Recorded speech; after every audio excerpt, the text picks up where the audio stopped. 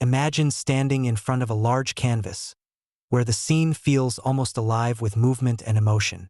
The Triumph of Bacchus, painted by Diego Velázquez, unfolds in a sun-dappled countryside, with a group of lively men gathered around Bacchus, the Roman god of wine.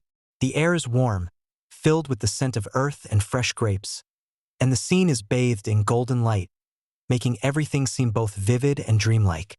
At the center of the painting, Bacchus sits on a simple wooden barrel, slightly elevated, which adds to his divine presence while still making him approachable. He is a young man, handsome and almost ethereal, with curly dark hair that tumbles down to his shoulders. A crown of ivy, its green leaves vibrant against his skin, rests atop his head, signaling his divine nature. His expression is gentle, almost playful, as if he's sharing an inside joke with the mortals who surround him. Bacchus is draped in a flowing robe of deep burgundy, the color reminiscent of rich wine.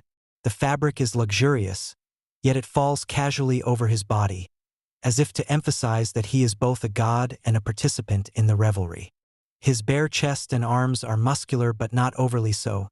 He is a figure of sensual beauty rather than power. To Bacchus's right, a young man kneels, looking up at the god with a mixture of awe and gratitude. Bacchus, with a calm and knowing smile, is placing a wreath of ivy on the young man's head. This moment is full of symbolism. Bacchus is initiating the young man into the joys of wine and the pleasures of life, granting him a taste of the divine. The young man's face is full of admiration and a sense of being chosen, his eyes wide with wonder. Around them, a group of peasants, rugged and earthy, sit and stand in various poses, each one engaged in the festivities.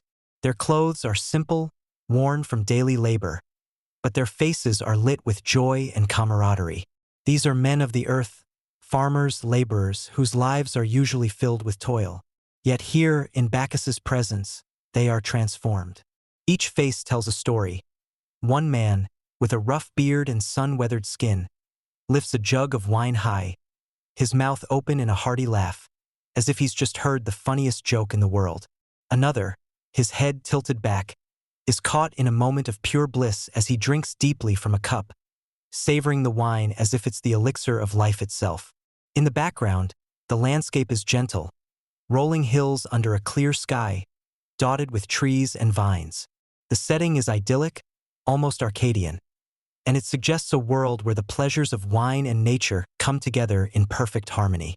The light filtering through the trees casts a warm glow over the scene, making the colors of the men's clothes, muted browns, earthy greens, and deep reds, stand out vibrantly against the soft greens and golds of the countryside. Despite the merriment, there is a depth to this painting that goes beyond mere celebration. Bacchus, though godlike, appears very human in his interaction with the men. His gesture of crowning the young man is one of generosity and kindness, not aloofness. The peasants, though joyful, seem to carry with them a sense of life's hardships, making their laughter and merriment even more poignant. This contrast between divine pleasure and human struggle gives the painting a rich emotional texture, suggesting that Bacchus's gift of wine is also a gift of solace and escape from the harshness of everyday life. In Velázquez's hands, the Triumph of Bacchus becomes more than just a scene of celebration. It's a vivid depiction of the human condition, where the divine and the mortal intersect, where laughter and relief are found in the simple joys of life, and where the pleasures of the moment are embraced as a brief but beautiful triumph over the struggles of existence. The painting leaves you with a sense of warmth, joy, and a deep appreciation for the fleeting, precious moments of happiness that life offers.